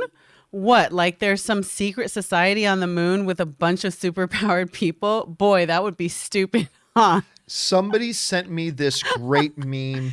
Ryan Launer, you're funny. About somebody suggesting, why don't we say Captain America's on the moon with the Inhumans? And Kevin Feige throwing the guy out the window for even mentioning it. Kevin Feige wants nothing to do with Ike Perlmutter's Inhumans. He wants nothing to do with that. Yikes. But don't laugh. I did kind of chuckle when they said, is Cap on the moon? I'm like, oh my God, what if they actually say he is on the moon? What if at some point later in the show, Sam and Rhodey are talking. It's like, listen, we got to talk to Steve. And they literally take a shuttle to the moon to go and talk to Steve, who's hanging out on the moon. I mean, I don't know. That would be pretty funny. But yeah, you're not going to see Kevin Feige mentioning Inhumans anytime soon. At least I don't think. Maybe he will. Maybe he'll come up with some new ideas. But I love the theories. Yeah, I love the theories. All right, what's next? Wiz R74 says, Batman didn't choose to save Harvey Dent. He chose to save her, but the Joker lied about their location, so Batman arrived at the wrong spot. Look, maybe I'm not remembering it right, but I don't remember it that way. I thought Batman made the conscious choice to save Dent. He made the conscious choice. Yeah, because the city needed Dent. And he made that decision and he made that choice. Now, maybe there's something I'm not remembering right, Wiz R. Maybe I need to go back and look at it again. But the way I remember was that Christian Bale's Batman made the decision to do that. Do you remember it that way, or was I remember he made the decision to do it. Yeah, and it would have been an impossible decision, but he made it because it was so hard. And I can't. One thing I don't remember is if he had hope he could do save both of them. I don't remember that part of it, but I do remember him looking at the bigger picture. Yeah, I mean, it's startling. But again, Wiz, maybe I'll have to go back and look at it again. Okay, what's next? B. Wayne NY says, hey, John and Rob. Well, it was an epic weekend. Snyder cut, Falcon Winter Soldier on Friday. I even got to see your great movie. Oh, thank you, man. I appreciate that. So do you think we'll ever really know how successful the Zack Snyder Justice League was for HBO Max? Or do you think Warner Brothers will hide their shame in not releasing it to theaters? Listen, again, everybody thinks just put it in theaters. Who's going to go see a 4-hour movie? I can't do that. There are definitely people who would, but it's a small number. I don't care if it's Endgame Part 2. You're gonna get a big reduction in people that do that. It also costs money to put movies into theaters, and all that kind of stuff. So I don't think them not put. Look, if they put it in theaters, they do. But if they don't, it's not them trying to hide their shame. It's not that at all. I don't know that Warner Brothers will ever truly release the numbers, no matter how good they are. Like, for instance, I just got an email from Disney's publicity. I just got it. And it's basically saying Falcon and Winter Soldier is the most viewed series premiere we've ever had at Disney Plus. How many series premieres have they had at Disney Plus? But still, it means that more people watched it than watched the premiere of Mandalorian. Mm-hmm. It means that more people watched it than watched the premiere of WandaVision, which went on to be the number one show in the world. Mm-hmm. It's significant, but they didn't give us exact numbers, and I don't think they will. I think what we'll get from HBO and Warner Brothers is kind of like what we just got from Disney. They're going to put out a statement that frames it in such a way to make it look like an insane success. Because we don't know how many people watch Falcon and Winter Soldier. But they come out, hey, everybody, it's the number one premiere episode of any of our original shows. Our network's been around for a year. I know, for 1 year. And so I fully expect HBO and Warner Brothers will pull the same kind of PR. They'll do the same thing. They'll put out a statement that no matter how good it is, they're going to put out a statement that's going to be particularly framed with no details that says, it surpassed our expectations by 75%. Okay, but what were your expectations? What no? So both Disney Plus and HBO are going to be playing this game. So I don't know. We'll see. But streaming is funny. It is kind of funny, but I also get it. It's the business. But don't interpret if they don't do some kind of theatrical release. That is in no way of them hiding their shame. It's just good business at this point. And maybe they will. But even if they do put it in theaters, that's not hiding or proclaiming anything either. So I wouldn't read anything into that. All right, what's next? An imaginative connoisseur says, Hi, John and Rob. I watched Zack Snyder Justice League 4 times this weekend. Whoa. Because it was just that good. It's one of 4 comic book movies that I think is a masterpiece. TDK, Zack Snyder Justice League, Logan, Spider-Man 2 with Toby. It's my second fave film this year between Minari and Judas. Have you seen Minari? I have. Minari's is the one. It's got Will Patton in it. For names that you might recognize. It's about this Korean family that moves to the Midwest. I think it's Arkansas in the 80s, and very nice film. I think Judas and the Black Messiah was much better than it. Hey, that's great that you liked that. To me, Zack Snyder Justice League is the 4th best DCEU movie. I have it ahead of Aquaman. I still have Man of Steel easily by miles. Zack Snyder's Man of Steel is still the best movie the DCU's put out. Then number 2 for me is Shazam. Number 3 is the original Wonder Woman, not Wonder Woman 84. And then Zack Snyder's Justice League, and then Aquaman. That's my top 5 there. But I'm glad you shared yours, man. Thank you for that. All right, what's next? Adrenaline Knight says, "Hey, John, have you evergreen Leverage?" Probably meant ever seen. Okay. Leverage. It's a show. Reminds me of a new age A-Team. It has the new Hawkman. Also, Mark Shepard is a regular. It comes on Pluto TV, which is a free service. Also, Timothy Hutton. You can watch one and get the flow of it. You know what? First of all, yeah, I do like Pluto TV. I've been using Pluto TV for a couple of years. It's pretty fun, actually. Yeah, I think it's on a Roku. They've got a lot of, it is on, Yeah, you can get it on Roku. You can get it on your mobile app as well and all that kind of stuff. I particularly like, it's like its own television cable package. Like they've got like 200 channels that you can watch and blah, blah. I particularly watch it because they have an entire channel dedicated to the World Poker Tour. Blah, blah. Let me see if I can speak. The World Poker Tour. So, which you partake in, I love. Yes, correct? I've played in World Poker Tour tournaments. I've played in the World Series of Poker. I'm a big poker fan. So I often will turn on Pluto. Not often, but I will pop on Pluto and go to the WPT channel and watch it. I have always heard good things about Leverage, and I've never watched it. And actually, I don't know the actor's name. Let me bring it up here for a second. I know the one actor who was in it was also the star of this show that takes place in the Philippines. And I'm trying to remember the actor's name. And Mark Shepard, of course, he plays Crowley in Supernatural, which is he's one of my all-time favorite characters. Where is the guy? Christian Kane. That's the name of the actor. Let me bring up his image here. So I know that Christian Kane is one of the guys in it. And the reason I became really aware of him is because he's in this show. Let me see if I can find Almost Paradise, which is an American show that takes place in the Philippines. So, of course, my wife's family was all excited about checking this show out. Cool. And it's actually pretty cool. It's a pretty fun little show. Nice. It is a pretty fun little show. So there is that. What were we even talking about here? Oh, yes. So, no, I have never watched Leverage. I am interested in it. I've heard good things, and I've heard from several people that it's a show that's right up my alley that I would probably really like. So at some point, I'll probably have to sit down and give it a little bit of a binge. All right, what's next? Adrenaline Knight says, "So was Cap wrong for leaving when he did? Everyone just got back together. Tony just died. No clear leader yet. Wanda just lost Vision. It was just a lot of things going on. While I think he deserves his happy ending, I think he should have waited." Here's the thing, though. When? A new threat would have come in. Yes, that's it. There's always the next threat. There's always the next problem. Cap has hung in there for years. And at some point, the other Avengers got in his ear. And it's like, at some point, you need to live your life. And so he fulfilled one more massively heroic duty, taking all the stones back to where, alone, by the way. And this decided when he was done, it's time.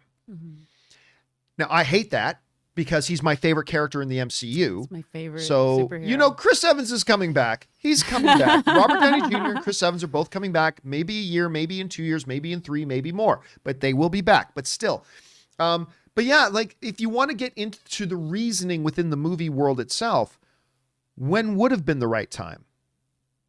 I mean, Galactus is coming at some point. Kang the Conqueror is coming in Ant-Man 3.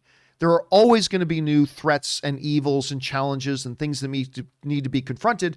And at some point, Cap, the 100-year-old man, was going to have to say, the other Avengers can take care of this. And he had done enough. He had saved the world multiple times. And he deserved it. He deserved it. He saved the world and then the universe, because it was like, he needed a break. He wielded Mjolnir and fought Thanos one-on-one. I mean, yes, it was time for him to move on. All right, what's next? Dakota says, just for kicks, let's talk about the other Shazam movie, not the DC movie, but the movie supposedly that existed in the 90s starring Sinbad, existing only in the Mandela effect. How does things like this even happen? We may never know, but makes a fun topic. I'll be honest with you. I'm not even aware of it. Shazam. I remember Shazam with Shaquille O'Neal. I don't know. That was remember. That was Kazam. Oh, Kazam. Yeah. Oops, my bad. That was Kazam. Sinbad. Let me look this up here. I'm starting Sinbad. I see nothing listed under that. So I am simply unaware. I am simply unaware of that one in particular. So I cannot answer the question, Dakota, unfortunately. So if you've got a link to something, feel free to email me at john@thejohncampeashow.com. Once again, that's john@thejohncampeashow.com. Feel free to send me a couple links to something like that, but I'm not aware of it off the top of my head. All right, what's next? Samira O says, hi, John. I assumed Wanda was studying the book to expand her skills and only that. She only realized that the children still existed when she heard their telepathic call for help. Now she will search for them. I really do believe everybody's misinterpreting that end. If you listen to the audio clip, when she hears the kids, it's the same audio that is playing when they're outside in the street with Agnes. It's the same audio. I think that's her thinking of them. I think she took that book and immediately started to study ways of how she can bring her kids back into existence.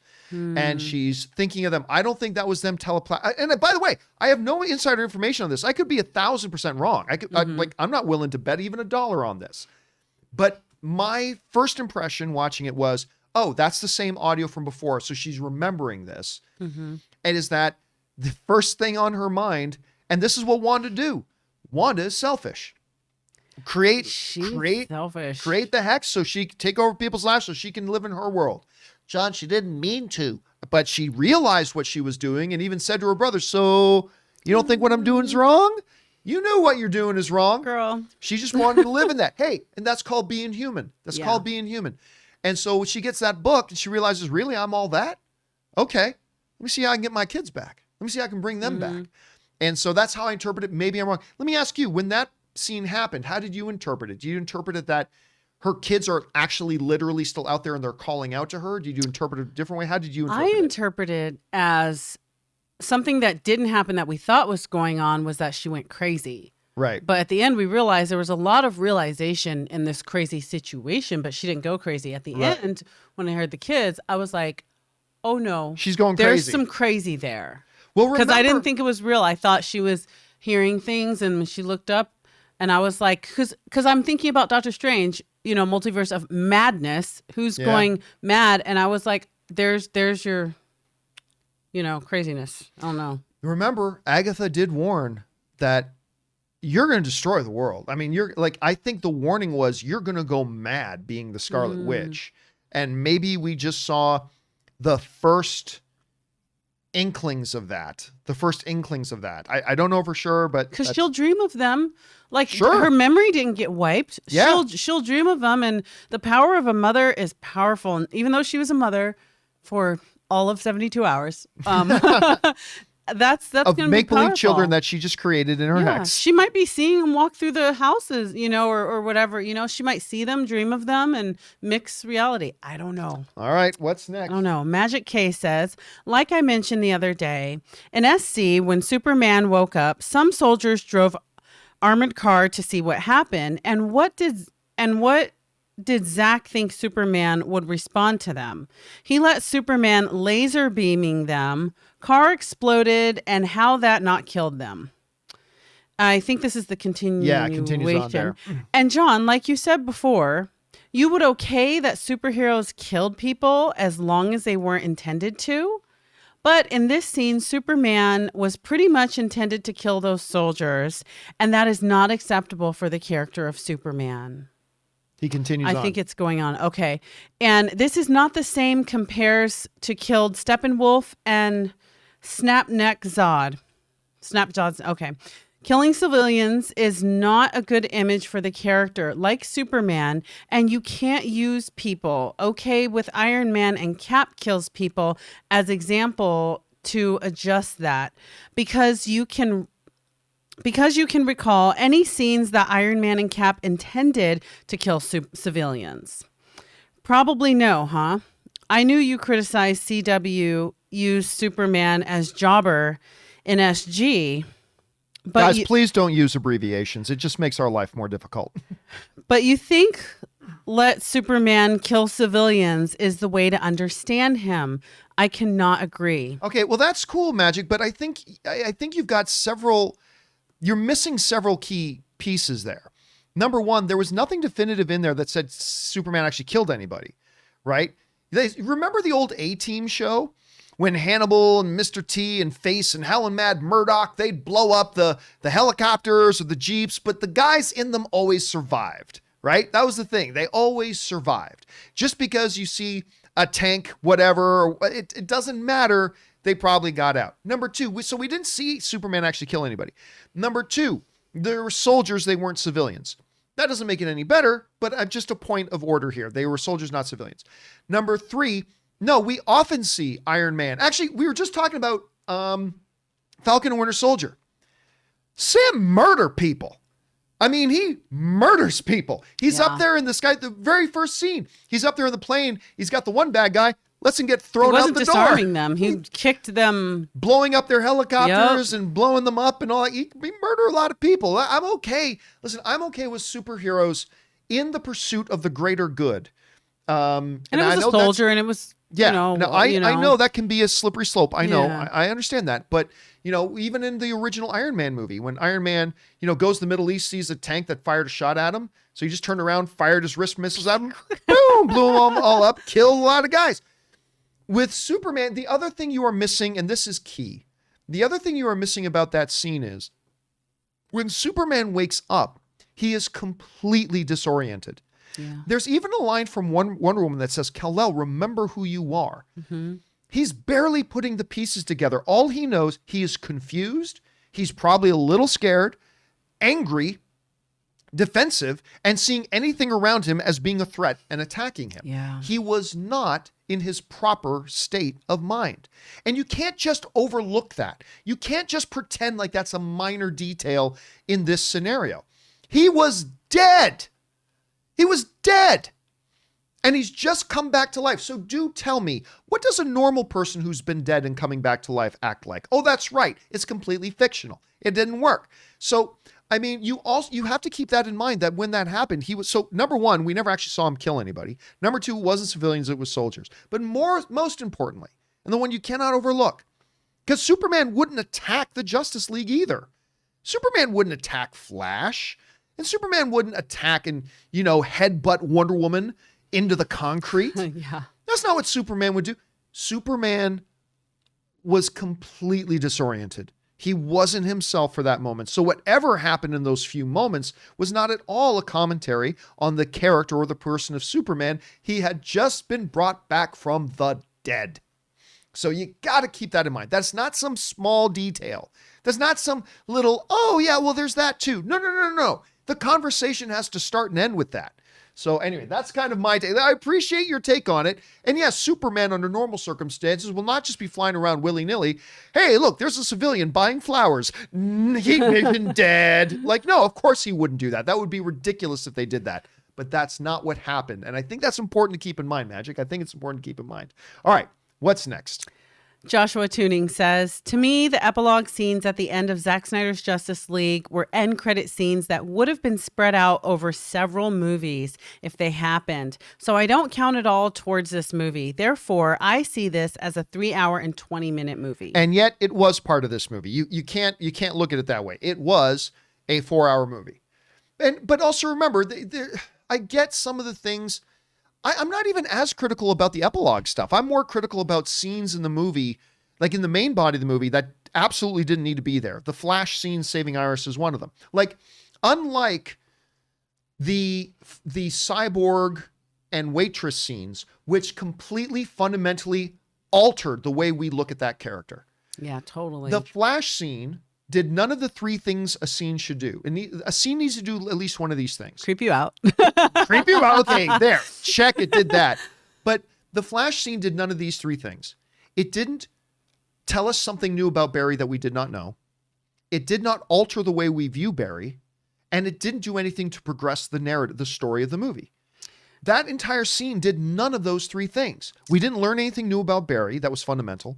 It didn't alter our perception of Barry, and it didn't do anything to further the story of the movie. The Cyborg with the Waitress thing completely changed the way we saw Victor and every scene with Victor thereafter. So it was absolutely key and essential. And one of the things that really changes the texture of the movie. But there were others like the Flash scene, like the Aquaman being serenaded by the Swedish yodelers. Sniffing his sweater. underwear, basically. Like sniffing his sweater. That's not creepy. Like CK1. It's like, wait a minute. So every time he goes for a swim, they got to gather around with the yodeling choir. I thought it added to the lore of like, you know. But he went out for a swim earlier and they didn't stand around the dock and sing for him. No. So they got, he has fans. He has fans. He's got the fan world. girls. I mean, that scene could have been cut out. She was like, Aquaman. And I get, hey, I can't say I didn't do that when I was like 13. He's a handsome dude. If during one of my conversations with Jason Momoa, if he had accidentally left a shirt behind, maybe I would have gone, let me tell you something. Jason. I don't know. If I'm ever in his presence, I will at least go behind a wall, but I just might take a whiff of his sweater. Oh, dude. I'll tell you what. The first time I met Jason Momoa. Sorry, Lisa Bonet.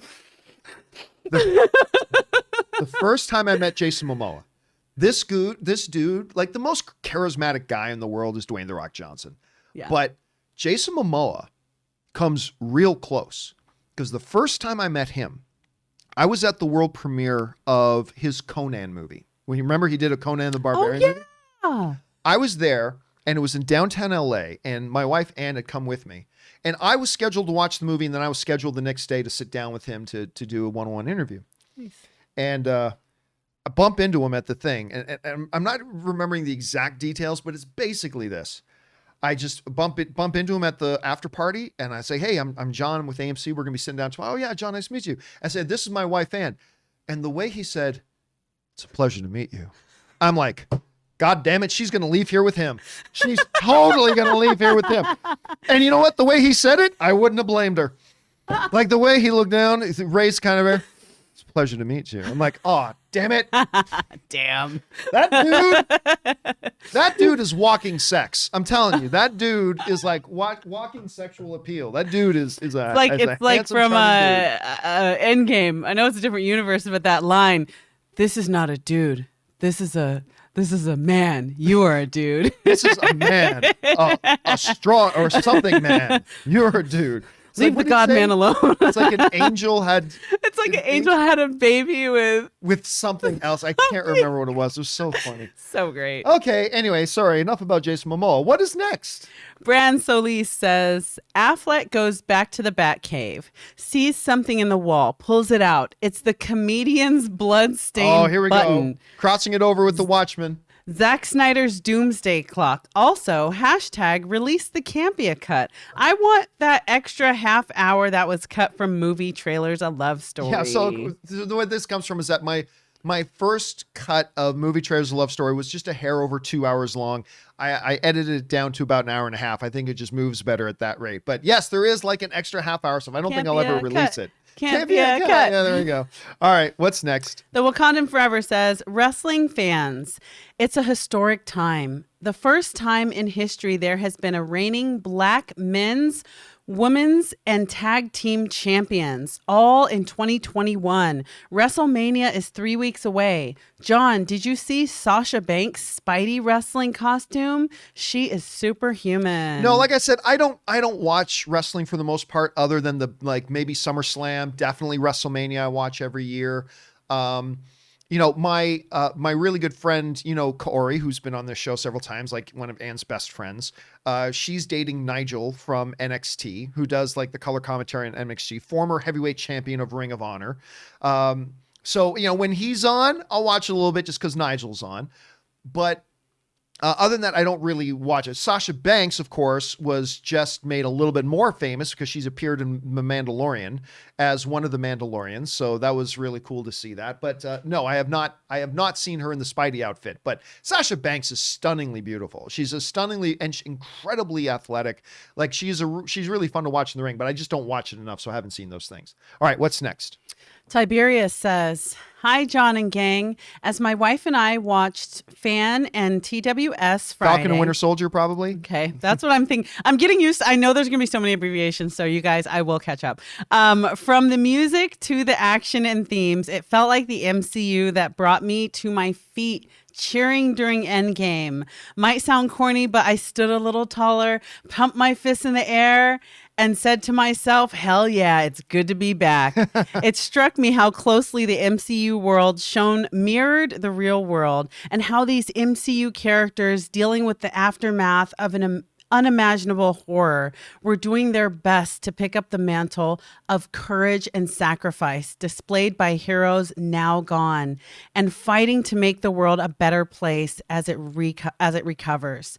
My hope and prayer is that all of us, also reeling from a year of indescribable pain and suffering, can similarly pick up the mantle of courage and sacrifice displayed by way too many real-life heroes now gone, and fight to make this world better.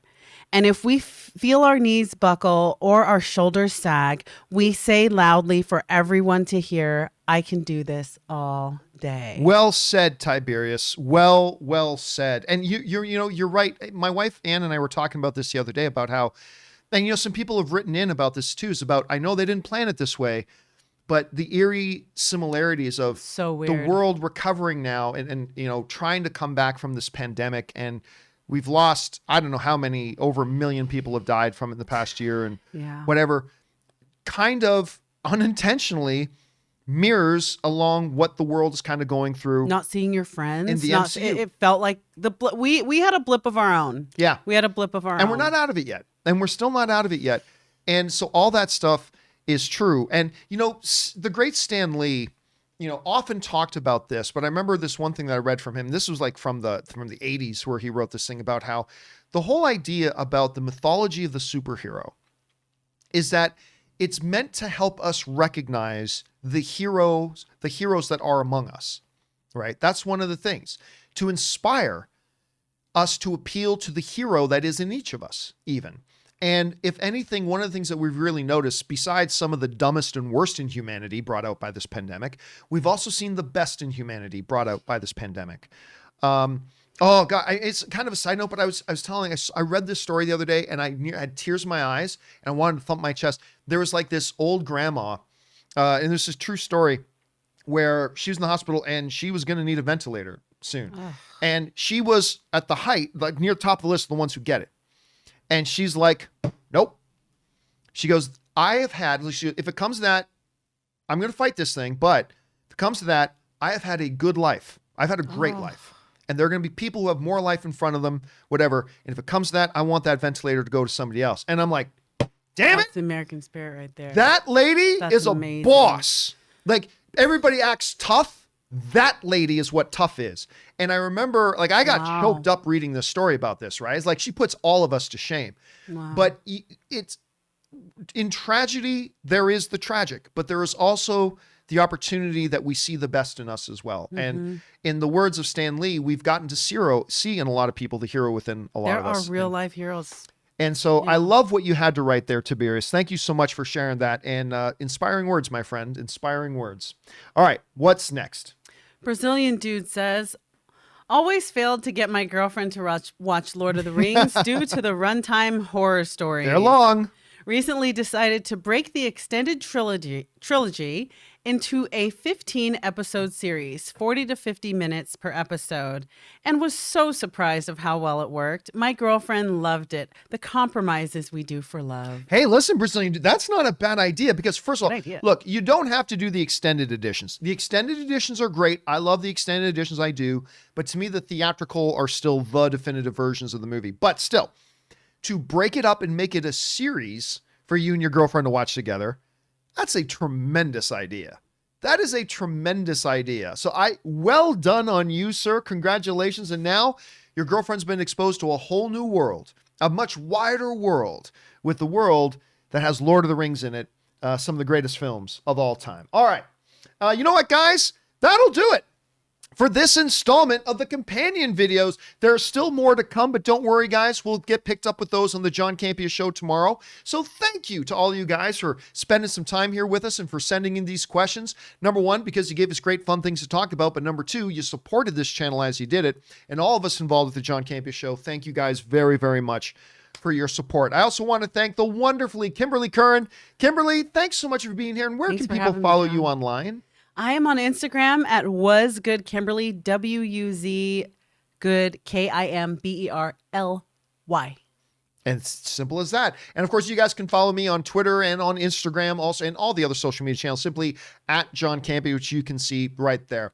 All right, guys, don't forget to come back and join us tomorrow for the next episode of the John Campea Show. We look forward to seeing you there. Remember to do the four main things: stay smart, stay safe, take care of yourselves, and please take care of the people around you. That'll do it for me for now, guys. Thanks a lot for being here. My name's John Campea, and until next time, my friends, bye-bye.